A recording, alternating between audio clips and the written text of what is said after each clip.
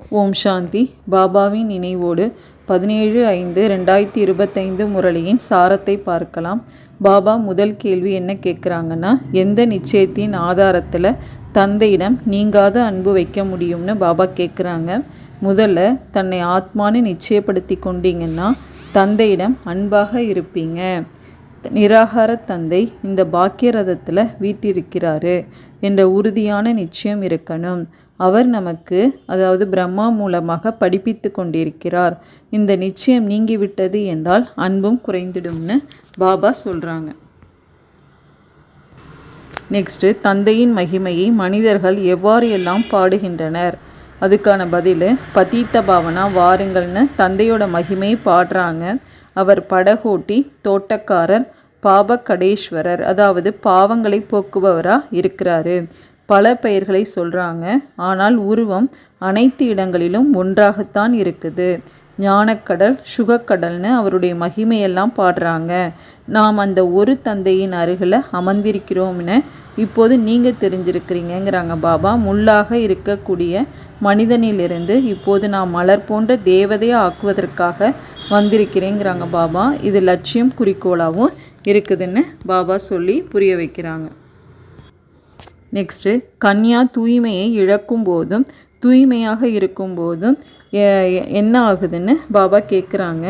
அதுக்கான பதில், கன்யா கணவருடன் திருமணம் ஆகும்போது அவரிடமிருந்து மிகவும் சுகம் கிடைக்கும்னு புரிந்து நினைக்கிறாள். ஆனால் என்ன சுகம் கிடைக்குதுன்னு சட்டென தூய்மை இழக்கிறாங்கிறாங்க பாபா. குமாரியாக இருக்கும்போது தாய் தந்தை முதலான அனைவருமே தலை வணங்குறாங்க. ஏன்னா தூய்மையாக இருக்கிறதுனால. தூய்மையை இழக்கும்போது அனைவருக்கும் முன்பாக தலையை வணங்கி தொங்க விடுகிறாள்ங்கிறாங்க பாபா. இன்று அனைவரும் அவளுக்கு தலை வணங்குறாங்க. நாளை தானே தலை வணங்க தொடங்குறாள்னு பாபா கன்யாவுக்கு திருமணம் நடக்கும்போது என்ன ஆகுதுன்னு சொல்லி புரிய வைக்கிறாங்க. நெக்ஸ்ட்டு, இந்த வாழும் உலகம் என்னவாக இருக்குதுன்னு பாபா கேட்குறாங்க. குழந்தைங்களாகிய நாம் சங்கம யுகத்தில் புருஷோத்தமர்களாக ஆகி கொண்டிருக்கிறோங்கிறாங்க பாபா. நாளை எங்கே இருப்பீங்க? இன்று இந்த வீடு வாழும் உலகம் என்னவாக இருக்குதுங்கிறாங்க பாபா. எவ்வளவு அழுக்காகி இருக்குது. இது வேஷ்யாலயம்னு சொல்லப்படுது. அனைவரும் விஷத்தின் மூலம் பிறக்கிறாங்க. நீங்கள் தான் சிவாலயத்தில் இருந்தீங்க.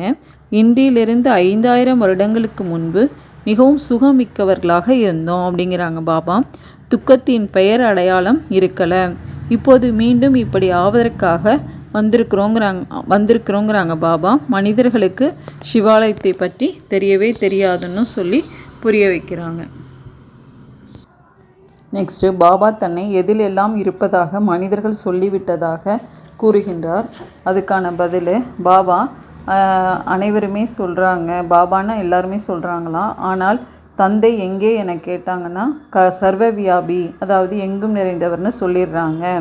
நாய், பூனை, மீன், ஆமையில் இருக்கிறதாலாம் சொல்லிடுறாங்க. எனும்போது எவ்வளோ வித்தியாசம் ஏற்பட்டு விட்டதுன்னு பாபா சொல்கிறாங்க. நெக்ஸ்ட் கொஸ்டின், நாம் எப்படிப்பட்ட குழந்தை கிடைக்க வேண்டும் என ஆசைப்பட்டதாக பாபா கேட்குறாங்க. அதுக்கான பதில், நாம் சொர்க்கத்திற்கு செல்வோம்னு நம்ம ஆசைப்பட்டோம் இல்லையான்னு பாபா கேட்குறாங்க. கிருஷ்ணர் போல குழந்தை கிடைக்கணும்னு நீங்கள் எல்லாரும் சொல்லி கொண்டு தான் இருந்தீங்க. இப்போது நான் உங்களை அதுபோல் ஆக்குவதற்காக வந்திருக்கிறேங்கிறாங்க பாபா. அங்கே குழந்தைகள் கிருஷ்ணர் போல தான் இருப்பார்கள். சதோ பிரதான மலர்களாக இருப்பாங்க. இப்போது நீங்கள் கிருஷ்ணபுரிக்கு செல்கிறீங்க. நீங்கள் சொர்க்கத்தின் எஜமானன் ஆகிறீங்க. நான் மலராக ஆகியுள்ளேனா என இப்போது தன்னையே கேளுங்கிறாங்க பாபா. எங்காவது தேக அபிமானத்தில் வந்து முள்ளாக ஆவதில்லை தானே.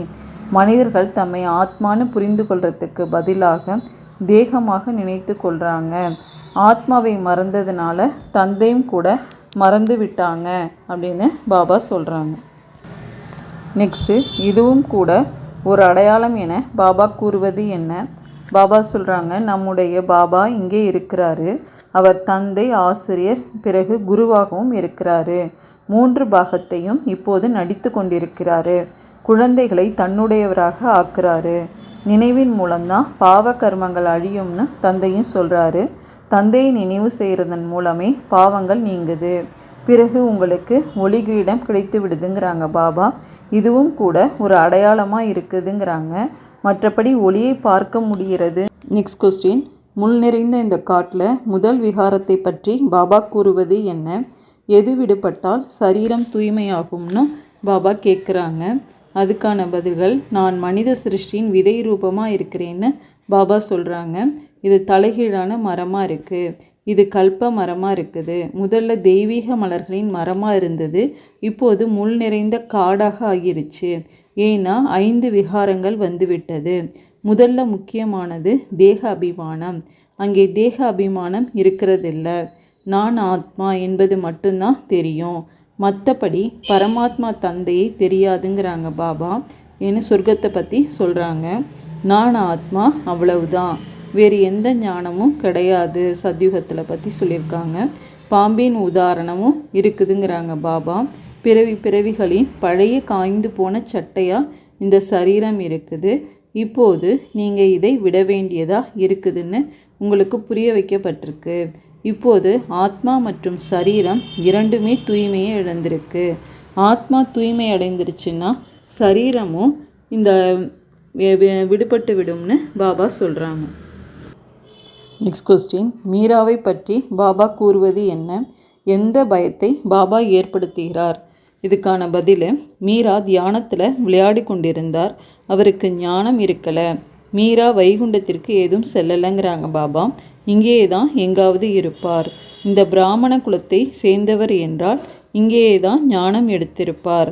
நடனம் ஆடினால் போதும், வைகுண்டத்திற்கு சென்று விடுவார் என்பதெல்லாம் இல்லைங்கிறாங்க பாபா. அப்படி நிறைய பேர் நடனம் ஆடி கொண்டிருந்தாங்க. தியானத்தில் சென்று பார்த்துவிட்டு வந்தாங்க. பிறகு சென்று விகாரிகளாக ஆயிட்டாங்க. ஏறினால் வைகுண்ட ரசம், விழுந்தால் அதல பாதாளம்னு பாபா பயத்தை ஏற்படுத்துகிறாரு. ஞான யோகத்தை கற்றீர்கள் என்றால் நீங்கள் வைகுண்டத்தின் எஜமானராக ஆக முடியும்னு பாபா சொல்கிறாங்க. தந்தையை விட்டு விட்டால் விகாரம் என்ற சாக்கடையில் விழுந்துருவீங்க. ஆச்சரியப்படும்படியாக தந்தையுடையவராக ஆகி கேட்டு பிறகு மற்றவர்களுக்கும் சொல்லி பிறகு ஓடி விடுறாங்க. ஆகா மாயா, எவ்வளவு பலமான அடி கொடுக்குதுன்னு பாபா சொல்கிறாங்க. நெக்ஸ்ட்டு, உருவாக்கப்பட்ட இந்த நாடகத்தை பற்றி பாபா கூறுவது என்ன? பாபா சொல்கிறாங்க, நல்ல விதமாக படிப்பவர்கள் தான் சொர்க்கத்திற்கு போவாங்க. நீங்கள் மீண்டும் படிக்கிறீங்க, கல்பந்தோறும் படித்தபடி இருப்பீங்க. இந்த சக்கரம் சுற்றியபடி இருக்குங்கிறாங்க பாபா. இது உருவாக்கப்பட்ட நாடகமாக இருக்குது. இதிலிருந்து யாருமே விடுபட முடியாது. எதையெல்லாம் பார்க்குறீங்களோ அது எல்லாமே திரும்ப நடக்குங்கிறாங்க பாபா. கொசு பறந்தது என்றால் கல்பத்திற்கு பிறகும் கூட பறக்கும். இதை புரிந்து கொள்றதுல மிகவும் நல்ல புத்தி தேவைப்படுது. இந்த படப்பிடிப்பு, அதாவது ஷூட்டிங் நடந்தபடி இருக்குங்கிறாங்க பாபா. இது கர்ம சேத்திரமாக இருக்குது. இங்கே பரந்தாமத்திலிருந்து நடிப்பை நடிக்கிறதுக்காக நாமெல்லாம் வந்திருக்கோன்னு பாபா சொல்கிறாங்க. நெக்ஸ்ட் கொஸ்டின், அமித வேளையில் நாம் எப்படி பாபாவுடன் உரையாடல் செய்ய வேண்டும்? தந்தையை நினைவு செய்கிறதன் மூலமாக எது நீங்கிடும்னு பாபா கேட்குறாங்க. அதுக்கான பதில், அதிகாலையில் எழுந்து நான் அசரீரியாக வந்தேன், அசரீரியாக செல்லணுங்கிற பயிற்சி செய்யணுங்கிறாங்க பாபா. பிறகு எந்த தேகதாரியோ நாம் ஏன் நினைவு செய்யணும்? அதிகாலை அமித வேளையில் எழுந்து தனக்குள்ளே இப்படியெல்லாம் பேசிக்கொள்ளணும்.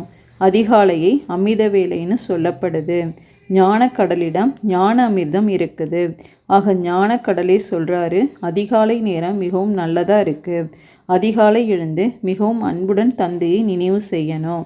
பாபா, நீங்கள் 5000 வருடங்களுக்கு பிறகு கிடச்சிருக்கிறீங்க.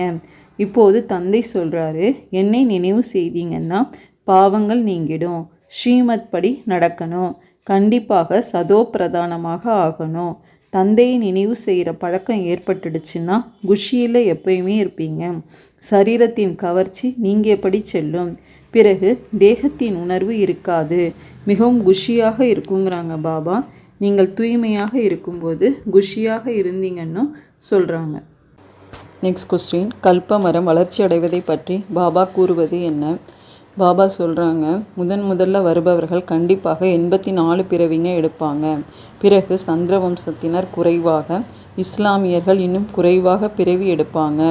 வரிசை கிரமமாக மரத்தின் வளர்ச்சி ஏற்படுதுங்கிறாங்க பாபா. முக்கியமானது தேவதா தர்மம். பிறகு அதிலிருந்து 3 தர்மங்கள் உருவாகுது. பிறகு இலை கிளைகள் வெளிப்படுது. இப்போது நாம் நாடகத்தை பற்றி தெரிஞ்சிருக்கிறோங்கிறாங்க பாபா. இந்த நாடகம் ஃபேன் போல் மெதுவாக சுற்றியபடி இருக்குது. ஒவ்வொரு வினாடியாக டிக் டிக்னு நகர்ந்தபடி இருக்குதுங்கிறாங்க பாபா. அதனால் ஒரு வினாடியில் ஜீவன் முக்தினும் பாடப்பட்டிருக்குன்னு பாபா சொல்கிறாங்க. நெக்ஸ்ட்டு, எந்த சிதையில் அமர்ந்த நம்மை எந்த சிதையில் அமர்ந்து பாவங்களை போக்கணும்னு பாபா கேட்குறாங்க. அதுக்கான பதில், வேலை மற்றும் காரியங்கள் செய்தபடியே தந்தை நினைவு செய்தபடி இருக்கணுங்கிறாங்க பாபா. ஆத்மா தனது பிரியதர்ஷனை அரைக்கல்பமாக நினைவு செய்து வந்தது. இப்போது அந்த பிரியதர்ஷன் வந்துட்டாரு. காமச்சிதையில் அமர்ந்து நம்ம எல்லாருமே கருப்பாயிட்டோன்னு பாபா சொல்கிறாங்க. இப்போது நாம் அழகாக ஆவதற்காக வந்திருக்கிறோம். அதற்காக அக்னியாக இந்த யோகம் இருக்குது.